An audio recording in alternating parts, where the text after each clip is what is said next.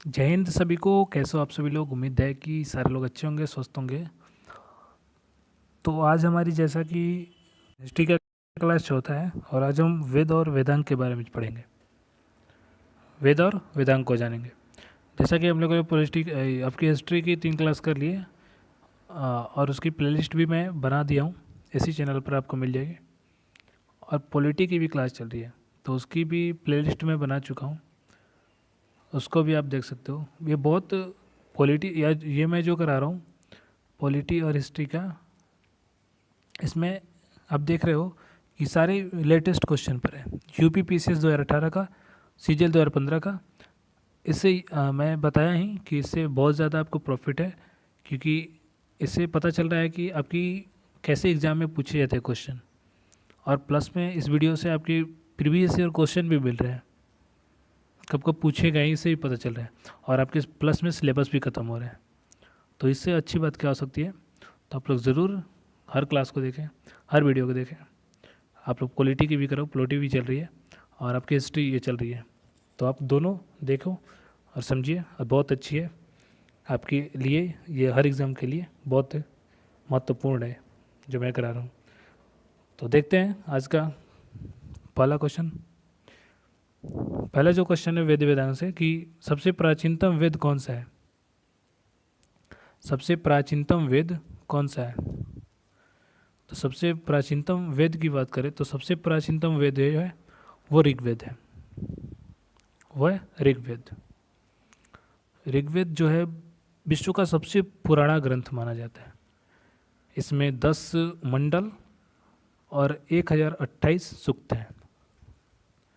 10 मंडल हैं और 1028 सूक्त आपको मिलेंगे, ठीक है। और ये विश्व का सबसे पुराना ग्रंथ माना जाता है। यह मानव जाति की प्रथम साहित्यिक कृति मानी जाती है ऋग्वेद, समझे। तो वो क्वेश्चन है कि सबसे प्राचीनतम वेद कौन सा है? ऋग्वेद है, ठीक है, जिसमें 10 मंडल और 1028 सूक्त हैं। तो आगे देखते हैं। देख रहे हो क्वेश्चन पीसीएस 2018 का और सीजीएल 2015 का है। आगे देखते हैं। आगे है त्रयी नाम किसके लिए प्रयोग किया जाता है।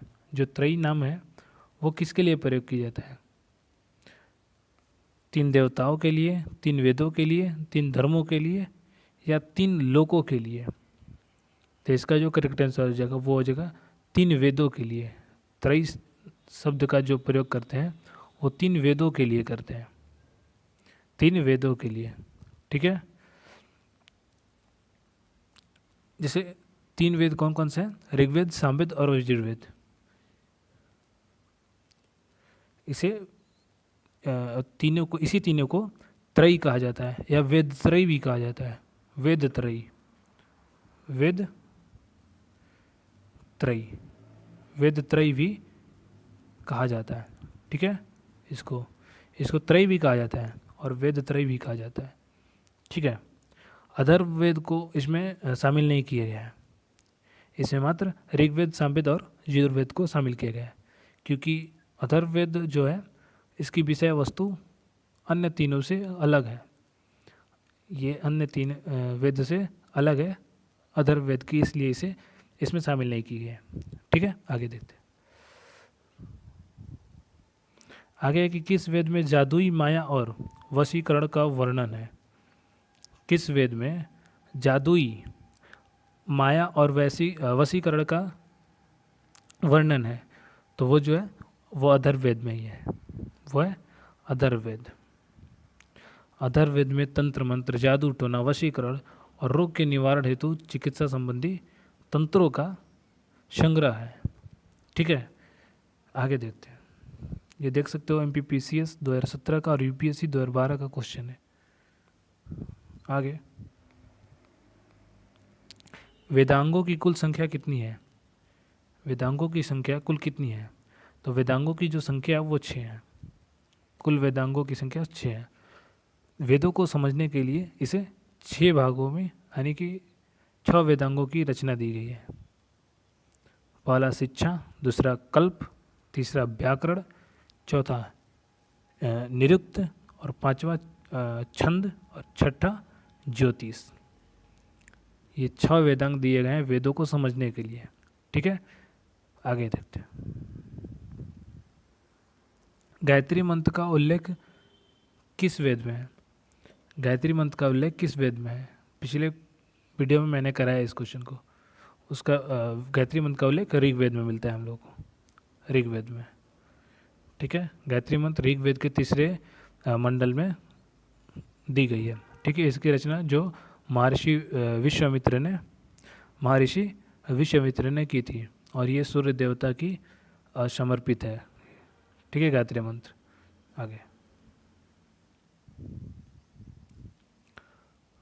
आगे की तृतीय यानी प्राकृतिक नियम का संरक्षण किसे माना जाता है? किसे माना जाता है? वरुण को। किसे माना जाता है? वरुण को। बी, वरुण देवता को ब्राह्मणीय और नैतिक व्यवस्था का रक्षक माना जाता है और इन्होंने तृतीय गोप कहा जाता है। इन्हें तृतीय गोप कहा जाता है। ठीक है, आगे शामदेव का मुख्य संबंध किससे है? सामदेव का मुख्य संबंध किससे है? तो सामदेव का जो मुख्य संबंध है वो संगीत से है। संगीत से सारे गामा पर जो 7 स्वर दिए गए वो इसी में चर्चा है। सामवेद का अर्थ जो है वो शाम का अर्थ है गान, जिसमें यज्ञों के अवसर पर गाए जाने वाले मंत्र का इसमें उच्चारण है, संग्रह है। इसे भारतीय संगीत का जनक भी माना जाता है। ठीक है, आगे कौन सा वेद गद्य और पद दोनों में लिखा गया है? कौन सा वेद गद्य और पद दोनों में लिखा गया है? मैंने बताया है पिछली क्लास में। ये आपके यजुर्वेद में लिखा है। यजुर्वेद के 2 भाग हुए हैं, एक हुए शुक्ल यजुर्वेद और दूसरा कृष्ण यजुर्वेद।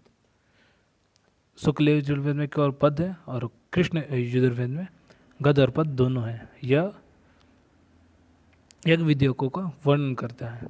ठीक है, ये दोनों। आगे वेद रूपी पुरुष का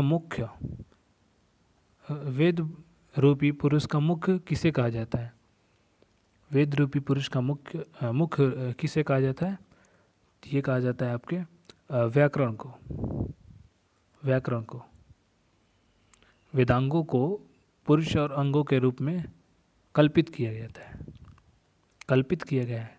व्याकरण मुख है, शिक्षा नासिक, कल्प हाथ, ज्योतिष नेत्र और निरुक्त कान और छंद पैर है।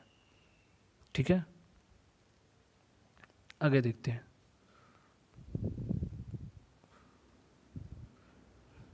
गौवत्थ ब्राह्मण किस वेद का ब्राह्मण ग्रंथ है? गौवत्थ ब्राह्मण किस वेद का ब्राह्मण ग्रंथ है? तो ये अथर्ववेद का है। अथर्ववेद। प्रत्येक वेद की व्याख्या के लिए ब्राह्मण ग्रंथों की रचना की गई है और गौवत्थ एकमात्र ब्राह्मण ग्रंथ है जो अथर्ववेद से जुड़ा हुआ है। ठीक है, ये एकमात्र ब्राह्मण ग्रंथ है जो अथर्ववेद से जुड़ा हुआ है। आगे ऋग्वेद में सबसे अधिक किस देवता का वर्णन मिला है? ऋग्वेद में सबसे ज़्यादा आपको इंद्र देवता का मिला है। इंद्र देवता का मिला है। ठीक है, ऋग्वेद में सबसे जो महत्वपूर्ण देवता थे वो इंद्र थे। उन्हें इंद्र को ही माना जाता है और इनके लिए 250 सूक्त भी लिखे गए थे। इन्हें बादलों का देवता और पुरंदर भी कहा जाता है। पुरंदर का अर्थ क्या है मैंने पिछली वीडियो में बताया है, आप देख सकते हो। और जो लोग देखें वो कमेंट बताएं कि पुरंदर का अर्थ क्या है, ताकि कमेंट चेक करके दूसरा लोग भी देख सके। आगे चलते हैं। आगे है कि शतपथ ब्राह्मण किस वेद से जुड़ा है? शतपथ ब्राह्मण किस वेद से जुड़ा है? तो ये जुड़ा है यजुर्वेद से, यजुर्वेद से। धस्पत ब्राह्मण शुक्ल यजुर्वेद का ब्राह्मण ग्रंथ है। यह सभी ब्राह्मण ग्रंथों में सबसे बड़ा और महत्वपूर्ण माना जाता है। ठीक है, आगे। वेदांग ज्योतिषी के रचनाकार कौन माने जाते हैं? वेदांग ज्योतिष के रचनाकार कौन माने जाते हैं? वेदांग ज्योतिष के रचनाकार माने जाते हैं लगध मुनि। लगध मुनि द्वारा रचित एक आपके वेदांग ज्योतिष इस विषय का सबसे प्राचीनतम ग्रंथ माना जाता है, जिसमें खगोलीय गणनाओं का वर्णन किया गया है, जिसमें खगोलीय गणनाओं का वर्णन मिलता है। आगे, उपनिषद की कुल संख्या कितनी है? उपनिषद की कुल संख्या कितनी है? तो कुल उपनिषद बात करें तो वो 108 है। 108। मुक्ति कोपनिषद के अनुसार उपनिषद की कुल संख्या 108 है और इनमें से 12 से 13 मुख्य उपनिषद माने जाते हैं, जिन पर आदि शंकराचार्य ने भी भाष्य लिखा है। ठीक है, आगे।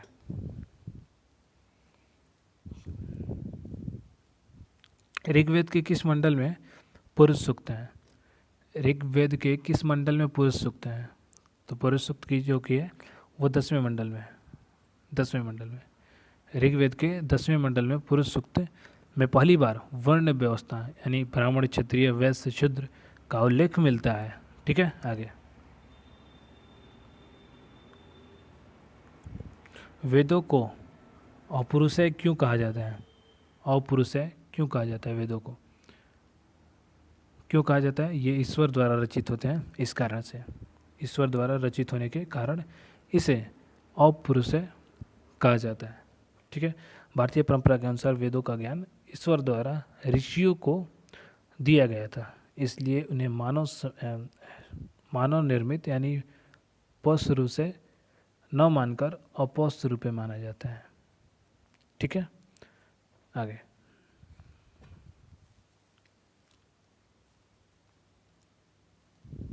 सामवेद के मंत्रों को गाने वालों को क्या कहा जाता है? सामवेद के जो मंत्र गाते हैं उनको क्या कहा जाता है?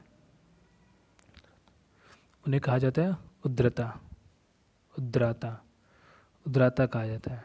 ठीक है, ऋग्वेद के पाठ्यक्रम को होत्र और सामवेद के गायक को उद्रता और यजुर्वेद के कर्मकांड करने वाले को अधवर्यु कहा जाता है। अधवर्यु। ठीक है, ऋग्वेद के पाठ्यकर्ता को होत्र, सामवेद के गायक को आपको उद्रता, और मैं बता दूं कि यजुर्वेद के जो कहा जाता है कर्मकांड करने वाले को वो कहा जाता है अधर्व्यु कहा जाता है। ठीक है, आगे। सत्यमेव जयते किस उपनिषद से लिया गया है? सत्यमेव जयते किस उपनिषद से लिया गया है? मैंने बताया है मुंडकोपनिषद। पिछला वीडियो देखो आप, मुंडकोपनिषद, उसमें मैंने बताया है भारत का राष्ट्रीय आदर्श वाक्य सत्यमेव जयते जो है वो मुंडकोपनिषद से लिया गया है। यह अथर्ववेद से संबंधित उपनिषद है। ठीक है, आगे।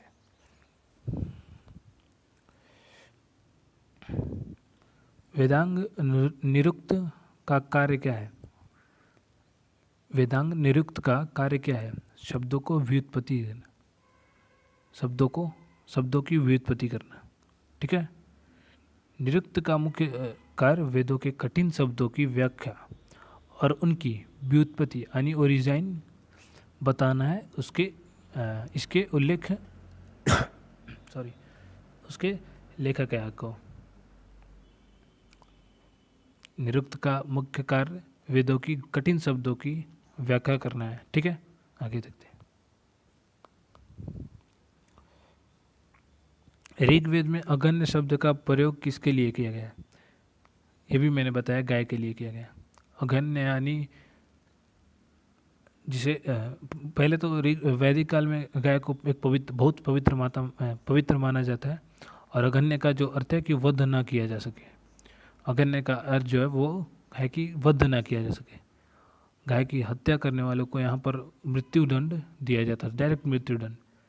जो कोई गाय की हत्या करता है उसे सीधी सीधी मृत्युदंड ऋग्वेद में। ठीक है, आगे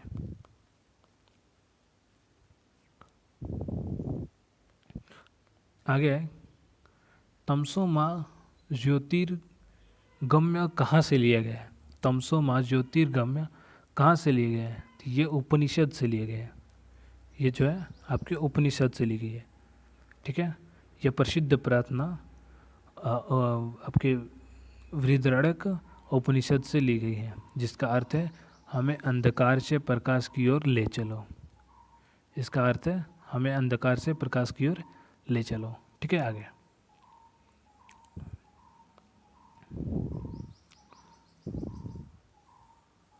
वैदिक नदी पुरुषड़ी का आधुनिक नाम क्या है? वैदिक जो नदी है क्या बने परुषड़ी, उसका आधुनिक नाम क्या है? परुषड़ी का जो आधुनिक नाम है वो है रावी। बताया है मैंने, रावी। आगे देखते हैं। वेदांग शिक्षा का मुख्य विषय क्या है?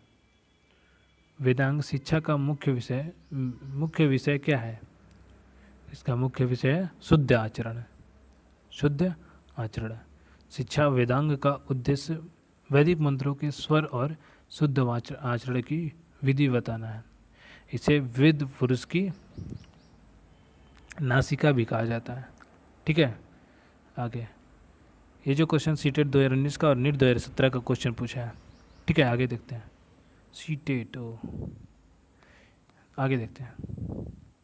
कौन सा वेद कर्मकांडीय वेद कहलाता है? कौन सा वेद कर्मकांडीय वेद कहलाता है? यजुर्वेद। यजुर्वेद जो है कर्मकांडीय वेद कहलाता है। यजुर्वेद में यज्ञों के समापन के लिए नियम और मंत्र दिए गए हैं, इसलिए इसे कर्मकांडीय प्रधान वेद कहा जाता है। कर्मकांडीय प्रधान वेद कहा जाता है, माना जाता है। आगे ऋग्वेद में कुल कितनी नदियों का उल्लेख है? ऋग्वेद में कुल कितनी नदियों का उल्लेख है? तो ऋग्वेद में आपकी 25 नदियों का उल्लेख है। ऋग्वेद में नदी जो 10वें मंडल है ऋग्वेद के, उसमें 25 नदियों का उल्लेख मिलता है, जिनमें सिंधु का सर्वाधिक बार और आपके सरस्वती का जो है वो सर्वाधिक पवित्र माता माना जाता है, पवित्र नदी माना जाता है सरस्वती को। मैंने बताया पिछले क्लास में सरस्वती जो पवित्र माता माना जाती है ऋग्वेद में, लेकिन सर्वाधिक जो बार है वो सिंधु घाटी की चर्चा की गई है। आगे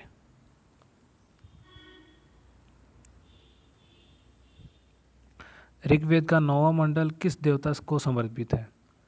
ऋग्वेद का 9वां मंडल किस देवता को समर्पित है?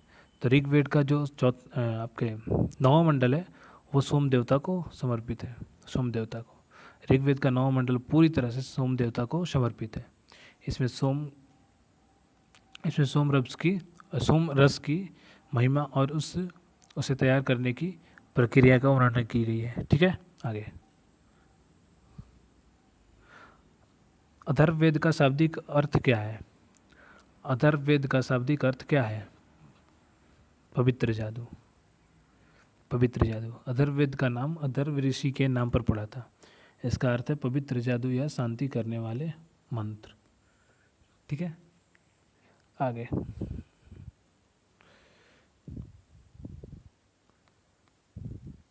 वेदांग कल्प का मुख्य उद्देश्य क्या है? वेदांग कल्प का मुख्य उद्देश्य क्या है? धार्मिक अनुष्ठान और नियम। धार्मिक अनुष्ठान और नियम। आगे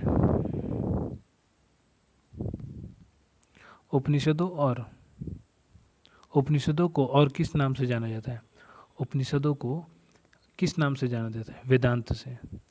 वेदांत के नाम से भी जाना जाता है उपनिषद को। उपनिषद वेद के अंतिम भाग है और ज्ञान का सर्वोच्च शिखर है, इसलिए इसे वेदांत कहा जाता है। ठीक है, आगे यम और नचिकेता का प्रसिद्ध संवाद किस उपनिषद में मिलता है? यम और नचिकेता का प्रसिद्ध संवाद किस उपनिषद में मिलता है? कठोपनिषद में। कठोपनिषद में। आगे, ऋग्वेद में प्रयुक्त पूर्व शब्द का क्या अर्थ है? पूर्व शब्द का अर्थ क्या है? दुर्ग या किला। दुर्ग या किला। वैदिक काल में पूर्व का अर्थ किला या सुरक्षित स्थान से आपका था। पूर्व का अर्थ क्या था? किला या सुरक्षित स्थान कोई। और इंद्र को इन किलों को तोड़ने वाला यानी कि पुरंदर कहा जाता था। ठीक है, पुरंदर किसे कहा जाता है? किलों को तोड़ने वालों को। ठीक है, आगे,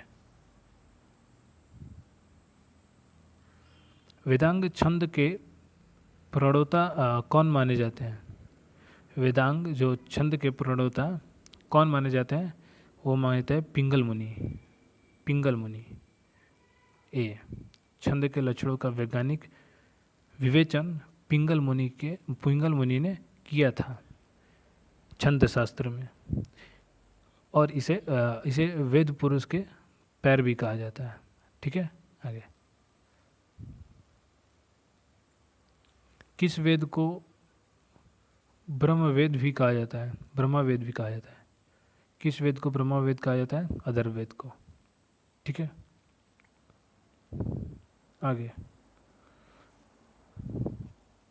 सामवेद की कितनी शाखाएं मुख्य मानी जाती हैं? सामवेद की कितनी शाखाएं मुख्य मानी जाती हैं? 3 मानी जाती हैं। कौन कौन सी? कौथुम जो गुजरात में, रडायनीय जो महाराष्ट्र में, और आपकी तीसरा जो है वो है जैमिनीय जो कर्नाटक से। ठीक है, 3 शाखा है इसकी। आगे, सुलभ सूत्र। सुलभ सूत्र किस वेदांग का हिस्सा है? सुलभ सूत्र जो है वो किस वेदांग का हिस्सा है? वो कल्प वेदांग का हिस्सा है। कल्प। सुलभ सूत्र कल्प के अंतर्गत ही आता है, जिसमें यज्ञ वैदिक को मापने की नियम है। ठीक है, आगे, ऋग्वेद में विदुषी महिलाओं को क्या कहा जाता था? विदुषी महिलाओं को क्या कहा जाता था? ब्रह्मवादिनी। ब्रह्मवादिनी। ठीक है, वैदिक काल में स्त्रियां को शिक्षा का अधिकार था। ठीक है, वैदिक काल में जो स्त्रियां थी उन्हें शिक्षा का अधिकार था, जिन्होंने वेदों के मंत्रों की रचना की, और उन्हें ब्रह्मवादिनी कहा गया था। ठीक है, जैसे आपके वो था एक, क्या कहते हैं, लोपामुद्रा। दूसरा आपकी घोषणा, एग्जाम्पल के तौर पे आप ले लो। आगे देखते हैं, यजुर्वेद का मुख्य पुरोहित क्या कहलाता है? यजुर्वेद का मुख्य पुरोहित क्या कहलाता है? अथर्वयु। अथर्वयु कहलाता है। ठीक है, यज्ञ के समय यजुर्वेद के मंत्रों का पाठ करने वाले और कर्मकांड संपन्न करने वाले को जो पुरोहित होते हैं उन्हें अथर्वयु कहा जाता है। अथर्वयु। ठीक है, आगे,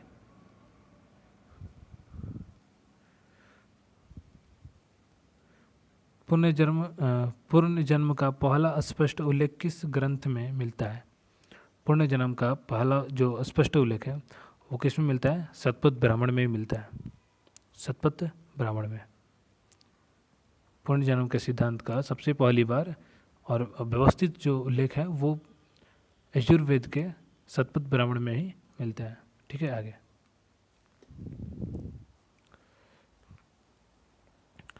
वेदांग व्याकरण की सबसे प्रसिद्ध पुस्तक कौन सी है?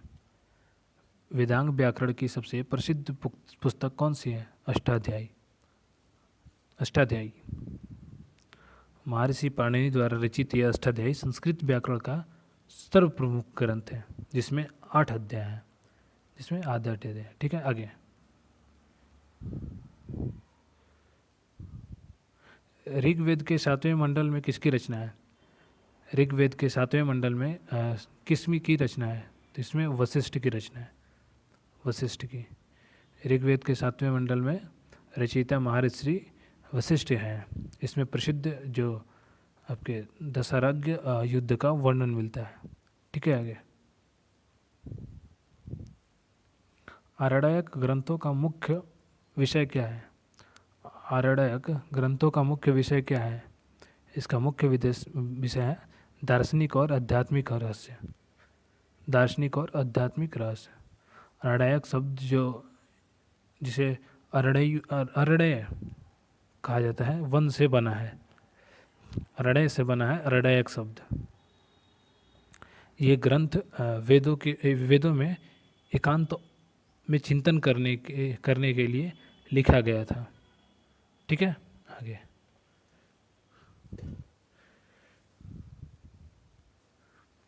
अथर्ववेद में किस स्थान को करुगों का राजा कहा जाता है? अथर्ववेद में किस स्थान को कुरुओं का राजा कहा जाता है? परीक्षित को। परीक्षित को अथर्ववेद में राजा परीक्षित को मृत्यु लोक का देवता और कुरु देश का महान राजा कहा जाता था। ठीक है, महान राजा कहा गया है। आगे गोत्र शब्द का सर्वप्रथम उल्लेख कहाँ मिलता है? गोत्र शब्द का, तो ये ऋग्वेद में मिलता है। ऋग्वेद में गोत्र शब्द का अर्थ यह है कि वह स्थान जहाँ कुल का गोधन एकात्र रहता है, यानी इसका कुल के अर्थ में प्रयोग बाद में शुरू हुआ था। इसका जो कुल के अर्थ में प्रयोग है वो बाद में शुरू हुआ था। ठीक है, तो गोत्र शब्द का सर्वप्रथम उल्लेख आपको ऋग्वेद में मिलता है, जिसका अर्थ है वह स्थान जहाँ कुल का गोधन हो, कुल का गोधन एकात्र रहता हो। आगे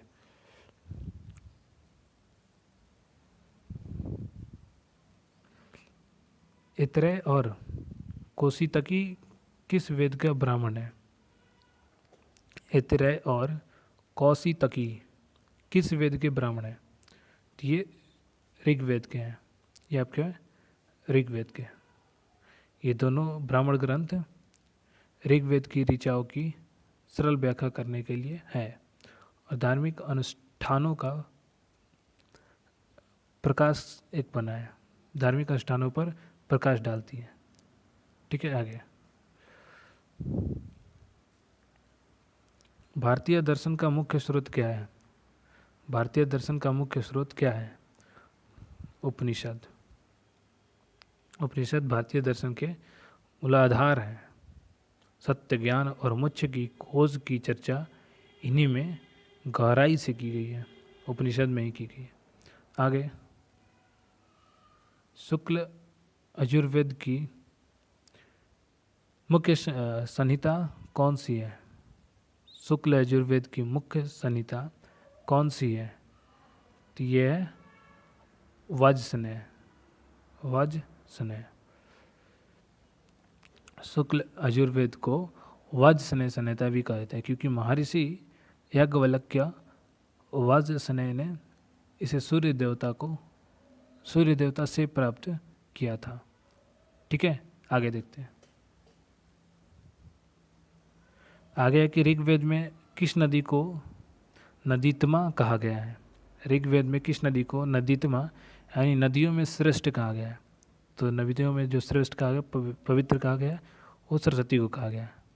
ऋग्वेद में सरस्वती नदी को सबसे पवित्र माना गया और इसे नदीतमा, देवीतमा और मतेतमा कहा गया है। नदीतमा का अर्थ है नदियों में श्रेष्ठ। ठीक है, आगे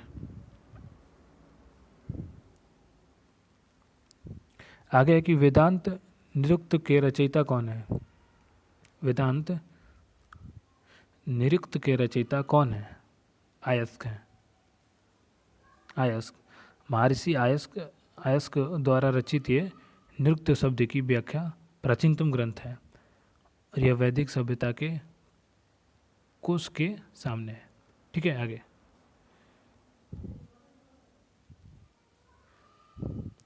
अवेस्ता नामक ईरानी ग्रंथि की समानता किस भारतीय वेद से है? अवेस्ता नामक ईरानी ग्रंथ की समानता किस भारतीय वेद से है? तो इसकी जो है वो आपकी ऋग्वेद से है। ठीक है, ऋग्वेद से। ऋग्वेद और ईरानी ग्रंथ जिन अवेस्ता के देवी देवता और भाषाई बनावट में अत्यधिक समानता पाई जा गई है, अत्यधिक समानता पाई जाती है। ठीक है, किस किस में? ऋग्वेद और ईरानी ग्रंथ जैसे आपके जैन अवेस्ता के देवी देवताओं और भाषाई बनावट में अत्यधिक समानता पाई गई है। ठीक है, आगे। वेदों की कुल सूक्त की संख्या कितनी है? वेद की कुल सूक्त की संख्या कितनी है ऋग्वेद के संदर्भ में? तो वो ऋग्वेद के संदर्भ में है 1028।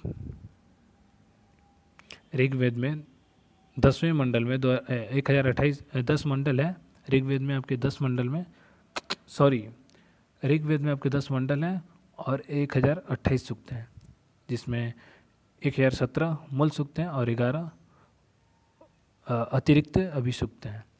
ठीक है, अतिरिक्त सूक्त है। तो आज की हमारी चौथी क्लास भी समाप्त हुई हिस्ट्री की। वेदांग और वेदांग भी हमारे समाप्त हुए। तो ये देख सकते हो आप क्वेश्चन कब कब पूछा गया। स्टेट पीसेज 2021 का है और SSC 2018 का क्वेश्चन पूछा गया। ठीक है, सारे लेटेस्ट क्वेश्चन है, मैं बता रहा हूँ। ये सब आपके लिए बहुत इम्पोर्टेंट है। इस क्लास को जो करेगा उसके लिए फ़ायदा ही फ़ायदा। ठीक है, तो आप प्लीज़ वीडियो को लाइक करें, शेयर करें ज़्यादा से ज़्यादा, और इस चैनल को जितना हो सके उतना आप सपोर्ट करें, क्योंकि आप लोगों की सपोर्ट की बहुत ज़रूरत है। ठीक है, तो मिलते हैं फिर नेक्स्ट वीडियो में। तब तक के लिए जय हिंद, जय भारत।